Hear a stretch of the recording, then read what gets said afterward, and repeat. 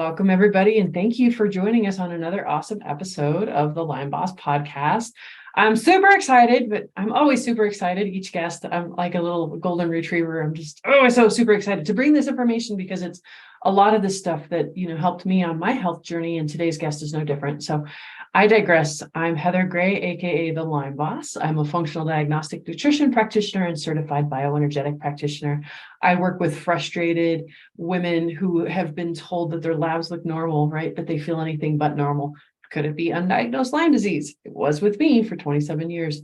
And those are the type of folks that I like to help. And that's why we bring out this type of information. So today our special guest is Ms. Pat and Miller.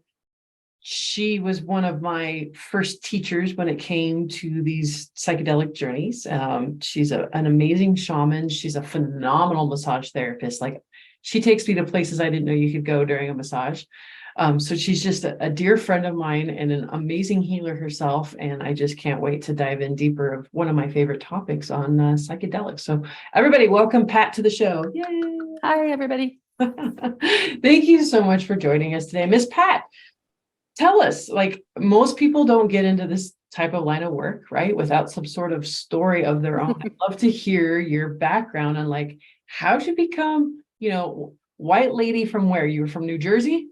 New Jersey, yeah. White lady from New Jersey. How did you become a shaman working with medicine deep from Peru? So I just love to hear the story. Right. First of all, let me start by saying I am a nerd. So I do not have a past and of ill repute of dabbling with much of anything as a young person. So I came upon this after a lot of searching, of walking different paths of earth-based spirituality. And I found the work of the Peruvian Andes through a mentor who I met in New Jersey, another American woman as well, who had been studying and working with the Quero people in Peru and some shaman in the jungles of Peru as well for about 15 years when I met her. So she introduced me to a very, very healing program. I call it the Pacowachu. It's the shaman's walk. And it is a lot about healing your past, dealing with anger, trauma, past life events, learning to step into joy, and learning how to fly. That's the short answer for the program. And in that time, I was also introduced to ayahuasca, which we're going to talk a lot about today. And she's a very amazing part of the healing that I've done over the years. She's really helped me to dive in deeper than I would have done on my own. That's incredible. It's always awesome when you can find some amazing guides on the path. Like, it's incredible. And everything that you said, healing your past, dealing with anger, finding joy, past traumas. I'm like, yes. So yes, tell us more, Miss Pat. Okay, well, and after working with my mentor in New Jersey for about 2 years and apprenticing with her, I journeyed to Peru for the first time in 2007 with her and a group of people. We worked with an ayahuasquero in the jungle, and that was my absolute first experience with anything psychedelic. So I went up on the high dive and dove into the deep end of the pool with ayahuasca. Oh my gosh, that's why I love you. What did I know? I didn't know any better. I didn't know anything would be gentle or less gentle or more gentle. So I just dove in. I trusted her. It was not as much of a journey as you might be expecting. She has a sense of humor and very much made my first journey very light and very gentle. And I was sitting there with an expectation of, I don't know, something like Yellow Submarine, and trying not to have an expectation, but it's almost impossible. And nothing was happening. And I was like, okay, is this ever going to start? Sitting there kind of twiddling my thumbs, wondering if it was ever going to start. And at some point I realized that I felt this incredible contentness. The way I describe it to people is that I understood how a cat feels when it's purring. So it was not a deep, amazing, soul-changing, crazy journey. It was very light and very what was needed at the moment. So she has many sides, ayahuasca. She can be very gentle. She can be your tough love mom who will say, you need to learn this, and there's only one way to do it, and she'll just push you off the cliff and throw you in. But she's not always that way. For some of our listeners who don't know, I'd actually like to rewind just a little bit and talk about being a shaman and what exactly is a shaman. Well, a lot of people put different emphasis on what a shaman is. The term has become Americanized to mean a medicine person. Most cultures have their own name for that particular person in their culture. For instance, in the Peruvian Andes, a shaman would be an alta masayoc or a pampa masayoc, and they are the healers that go in and do the energy work. But in short, what a shaman is somebody who shines light, who shows the path for somebody else to walk.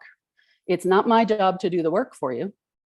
It is my job to hold up a flashlight for you and say, why don't you look over here, and let you go in and do the work. We hold space. We will do the work if that's what's absolutely necessary, but it's better if you do the work because you're the one who really has to internalize it and bring it into your own being. What kind of a journey does that look like? Like, what does it take, to quote unquote become a shaman? Well, my mentor always said, it's not something that you do, it's something that you be. And that it is just intrinsic within a person. However, you do need to kind of wake it up a little bit. The important things of becoming a healer like in this way is that you've got to be willing to walk that path for yourself before you can walk it for someone else. You have to be willing to do the deep dives into your own shadow spaces, bring up that dense and heavy energy, transmute it, bring it into a space of light, and be willing to do that over and over again, really for the rest of your life, because we're never done working. Nobody reaches the top of the mountain and says, I have arrived. Nope, that's not how it happens. I'm sorry to say that to y'all, but that is not how it happens. Damn it, Pat. Because we keep living and we keep moving through situations that could be traumatic, that could cause us to get off kilter, that could cause our souls to be a little torn and damaged. So we have to keep going in and doing the work. And the work surfaces again and again. I worked, fast forward to the journey I took to Peru in 2022, I did very, very deep work on a core wound of my life, which was the trauma I experienced in my mother's womb. You can't get much more original trauma than that. And it's a long story, but the outcome of it was me flipping the script about the trauma and realizing how hard my mother fought for me to actually be in this world. Yeah. Oh my God. I know. Do you have tissues? Because this should be a tissue kind of day. Here are the tissues. Damn you, Pat. No, this is actually a great spot. We're going to take a quick break for a commercial. We'll come right back and we'll get into the technical aspects of the how, why, when, and why it all works, and what kind of people or situations can benefit from this type of work. So stay tuned. I love using real whole food for nutrition. That's foundational for nutrition. And you can't get a better product than Pluck for that. It's organ meats, nicely dehydrated and ground up. Some of them are unflavored. I put that in my smoothie. Other ones have got yummy flavors, so you can use them as seasoning and you can't even tell that they're there. I know how good organ meats are for you, and personally, I can't stand the taste of liver. I can find it in almost everything. And I've been able to use Pluck with no problems whatsoever. It's tasty, it's delicious, and it's one of the best health brain foods, biohacking foods you can possibly do for your body, brain, skin, everything. Everything is better with organ meats. So make sure to go to my website, thelionboss.com, go to the resource section and click the picture on Pluck and try it for yourself. Stay tuned. Hey, welcome back, everybody. Yay, man, if you missed that first half, you sure missed a very fascinating story, and Pat making me cry But let's dive deeper into, the hows, the whys, the whens, because if any of you guys have been following, my story, it was back in 2020 that I got a little gnarly with my stepson, and my husband at the time said, I'm not going to be married to an angry person anymore, and you need to figure this out. And me being the good functional practitioner that I am, I took all the good supplements, I did the diet, I went to bed on time, I detoxed, but I never addressed the emotional trauma in my nervous system, and I had lots. And that was the start. Is I remember asking, spirit of like, what's my next step? And I read the book, The Body Keeps Score. Heavy book, really triggering, but it opened up my eyes to a lot of different things that we can do to help get this stuff out of our nervous system. And I talk about deep dive. Like after I read the book, I was like, I'm going to go on an ayahuasca journey. I didn't even know much about it, and that's where I started. So we both are, fly off the high dive type of people, and that's why I love you. So yeah, tell me more about how this plant medicine stuff works, why it works, the type of people that can benefit from this type of work. Lay it on us. Okay, well, the plant medicine that I really do specialize in is ayahuasca. However, psilocybin is also an amazing teacher as well.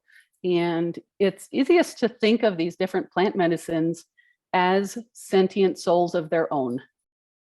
I cringe a little bit when I hear somebody use the term drug, because it's not. They definitely have a consciousness. Otherwise, that experience I described to you of having this very gentle first journey wouldn't have happened, because if it was a drug, the drug would have pulled you in and dragged me down to wherever it wanted, and it would have held me there. And with working with psychedelics, what I have found is that it is a conversation, and you move back and forth, and there is a sentience there that helps and guides and really allows you to work with it rather than having, an experience. The experience is actually the beginning of the work. People who would benefit from psychedelics are people, well, almost anybody. I can't say I've had a huge amount of life trauma, but I have benefited greatly in being able to look at things from different perspectives, being able to kind of go and have a conversation with a very wise grandmother about, what I'm doing in my life and where I need to make changes or alterations. So it's not necessarily just people who are suffering from deep traumas or abuse or drug abuse in their life or PTSD. Those are all amazing things to work with. If you have gone through things like that, psychedelics can be a wonderful way to heal. There are some people who would not be recommended to necessarily do psychedelics without a good deal of supervision. And that would be people who are currently working with mental illness, that have a deep family history with mental illness. You would want to proceed with caution, because it can also trigger episodes rather than pull you out of them. Certain medications are contraindicated for working with psychedelics, in part because of one of the big ones is heart issues. It can raise your blood pressure. Different psychedelics will do different things. Some of them can raise your blood pressure. And so somebody with a heart condition wants to proceed very cautiously when they work with a psychedelic. Anybody who is on a psychotic, well, not psychotic, but a psychological medication, an antidepressant, an antipsychotic, bipolar medications, serotonin reuptake inhibitors are a big one, because psychedelics actually also increase your level of serotonin. So if you're on something like that, you would need to have good discussions with your doctor about how you could work with this. And my suggestion would be to work with an ayahuasca facility or a psychedelics facility that has medical supervision and can supervise that process for you. That's great. I remember, my first ayahuasca experience was not with Pat, but was with somebody else. But I basically processed 40 some years of trauma. I went into it saying I wanted to heal the female lineage in my family. And I haven't spoken with my mother in years, and I still don't. I've Just start with something small, Heather. I know, right? So I said, jump off the Jeep, and like I got my ass handed to me that night. I heard myself cry and make noises I've never heard come out of me. The wailing that came out of me was absolutely intense. And then Pat helped me out on a couple psychedelic journeys. One she wasn't supposed to be helping me out on. I thought we could do it ourselves, and I got in over my head. And thank God she was able to be my lifeline on the other side of the phone while she was pet sitting. And it was hilarious. Like the crying, again, more emptying. If you could have weighed the tissues after I was done, probably would have weighed 2 pounds of just pure snot and tears. And she did actually, so she helped. We did a cacao ceremony. And after that, my husband quit smoking, so quit nicotine after cacao. And then after that, he did an ayahuasca journey with her, and basically purged up the rest of his addictions in one evening. Like, again, another really intense night. That's what we do around here in, Casa Heather, but not everybody has to be so intense. And I love what you told the story, how gentle. Oh, and we speak of her as grandmother. That's another way of referring to ayahuasca. So when you hear us talk about grandmother, that's what we're talking about. But it was what a beautiful experience that you got to go in gentle and peaceful and actually understand what it is around a cat's purr. Like, that's freaking amazing. Yeah, that's the only way I can describe the feeling. Yeah.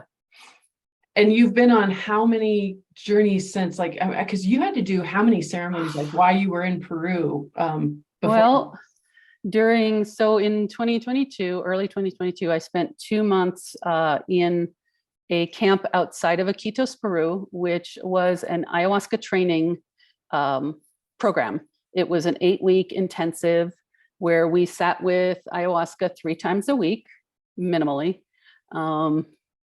And we also completed plant dietas, which is a way of forming an ally with a plant. It's a Shipibo tradition for healing, for knowledge, for growth, and to learn. Because the Shipibo people in Peru, which is who my trainers have been,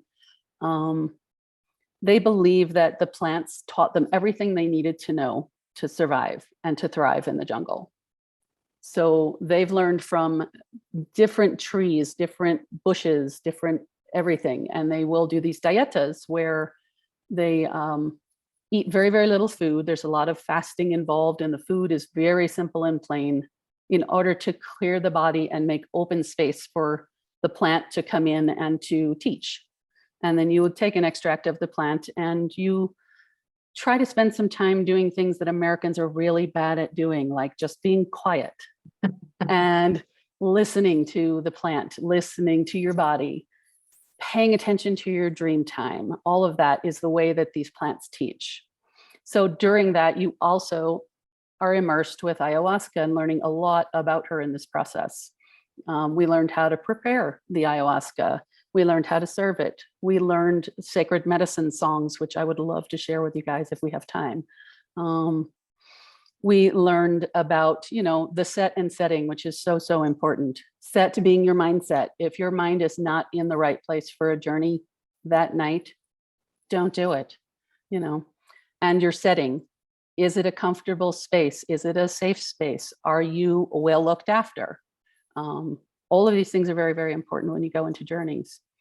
But so that 2 months we did, in the second half of our course, we were encouraged to also do, I know what I just said, are you being looked after? But we were also encouraged to do some solo journeys because we were learning how to manage on our own, how to take care of ourselves in journey space, and to also do small groups so that we could start leading small groups of people. So all in all, that 2 months, I did 25 journeys. Yeah. And then there has been journeys since and before. So I don't know, I'm probably somewhere in the midst of 50 or so journeys, which many people will say is just a baby. And I do totally agree. I am not an expert by any means. I am not a maestra. I am a student. I'm a student of the ayahuasca and I'm a student of the Shipibo people. Absolutely beautiful. No, I would love, actually, I was our intuitions are working together. I was like, oh, I wonder if she'd sing for us. Of course I will. I would love for you to share one of those songs. Yes, please. Okay. But give us a little explanation of what it is you're doing and why. Oh, sure. So when the Shipibo people hold space for ayahuasca ceremonies, they hold it with song. So the language that you're going to hear me sing in is Shipibo, and the songs That's are just fun to say, Shipibo. Shipibo. It is very fun to say. Yeah, that's okay. So the songs are medicine songs, and they're used to call in different energies into your ceremony. There's songs for protection. There's songs to welcome everybody into the space. There's songs to call in your ancestors. There's songs to call on some of the different healing plants who are our guides in the journey. So one of the plants that's very significant to me is a tree called Noyarao, and she is one of the only plants in the jungle that is considered to have all light energy, where most plants have balances of light and shadow. Some are very much more shadow, some are very much more light. Noyarao is one of the ones that are definitely more, mostly, if not all, light. So it's actually her I'd like to call in song, I think, for this. Oh my gosh, you just gave me goosebumps the size of text. I love it. So the ikaro that I'm going to sing is called Noyarao Hukan, and it is calling in the light of Noyarao. And this is a process of instructions, and the Shipibo say you have to give it time for the plant to respond. So what I'm going to be singing basically is we're calling in the light of Noyarao. I'm connecting it to your body. I'm connecting it to your mind. I'm connecting it to your energy. We're asking it to be here. And then we're asking the light of Noyarao to cleanse our minds, cleanse our thoughts, cleanse our bodies, and to bring, her healing light into us, basically. That's the short translation. Beautiful. I can't wait. Okay. So do you want to do that now, or what are you thinking? Okay. Ready, set, go. All right. So everybody just settle in and close your eyes, take a couple breaths. Just be here in this moment.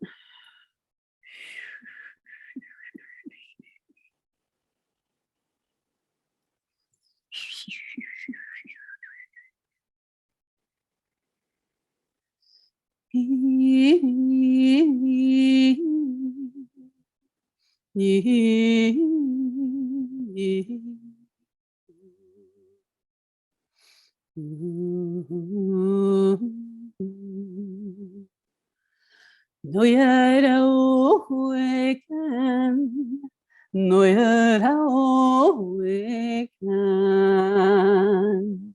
noyarao ekan, noyarao barikan. No con yura kanota, yura kibi kanota, yura kibi kanota. Shinan kibi kanota, kaya kibi kanota, kaya kibi kanota. Bua bua kakina. Mato ashon banonkin, ashon hirabuai, ashon shamantana. Nato hoe bokaya, nato hoe bokaya. Maton yura meyamo. So abayin pariba. Hosho hoyo bokaya, maton shinan meabo, choka choka bayin ba. Men huinkash buribi, men huinkash buribi. Choro choro bayinki. Choro choro shamanki. Noyarao toribo, Chonkanira buai. Chonkanira buai.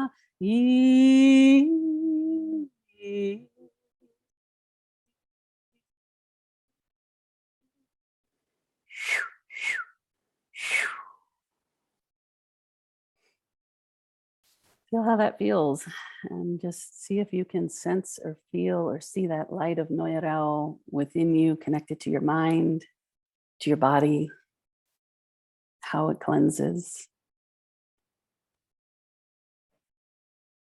When you're ready, join us again. But I don't want to. But you kind of have to. Ah. Oh, man. Always beautiful. Local people, if you can work with her, massage, sound, she does sound healings, cacao ceremonies, like so many amazing things. I told you what a gift she's been in our family. Like, I'm speechless, which for me is saying a lot. There's a lot of things that I do virtually as well. I can Absolutely. do That's what I was just getting shamanic ready to journey say. sessions. I can do we can do virtual cacao ceremonies and sound journeys. Yeah. Wow, that's incredible. It's all possible. Yeah. So yeah, tell people how to find you. Well, the easiest way is on Facebook. I don't have a website as of yet, but on Facebook, you can look for Apu Kuna Healing Arts. That's APUKUNA Healing Arts. That's my business page on Facebook. So it would be facebook.com/Apukuna Healing Arts. And Apukuna means mountain spirits. Just so you have an idea of where I'm calling that energy from. A lot of people say that sounds Hawaiian. It's actually Quechua. And you can also reach me by phone at 908-281-9222, text or phone call if you want to do it the old-fashioned way. And my email is also apukunahealingarts@gmail.com. Easy peasy. Thank you so much again for sharing everything that you did with us, Pat. And thank you again for the gift that you are in this world. You are very welcome. And thank Internally you. grateful for you. Yeah. Thank you for being you, for being that loudspeaker to say, hey, people, there is another way. Yeah. Absolutely. And actually, that was the perfect segment into saying, if you liked any piece of this, if any of this resonated with you, make sure to like, share, and subscribe to this podcast, because that's how we reach the masses. That's how we get people to wake up and heal and not have to continue to suffer in addiction and PTSD and to, all the other stuff that so many Americans, so many people are dealing with these days. So please also make sure to go visit thelineBoss.com, download my free cooking series, Real Cooking for Real Life. And in the meantime, have a healthy day. Make sure to like, subscribe, and share this episode. Even if you found one little piece of inspiring nugget in it, this is how we change people's lives. This is how people get better. This is how people get hope. So please make sure that you are liking, sharing, and subscribing. Stay tuned for the next episode. You're not going to want to miss it. And while you're at it, head to my website, thelimeboss.com, and make sure you download your free video series, Real Cooking for Real Life. Learn amazing, delicious meals in 20 minutes or less. Learn why and how we cook certain things that are toxin-free, free of contaminants, and how to get a delicious, healthy meal under 20 minutes. You're not going to want to miss out. That's thelimeboss.com.